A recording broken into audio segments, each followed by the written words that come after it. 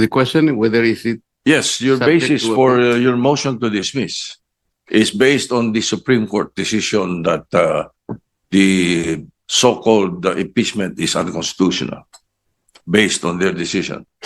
yes, Mr. President, Your Honor. That's very, very clear and categorical. Correct. The Supreme Court decision, Mr. President, although immediately executory, is not yet final, thus appealable.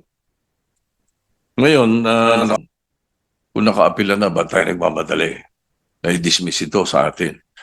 So may I ask the gentleman, what will happen if we prematurely dismiss the case and the Supreme Court subsequently grants the MR and reverses its own decision?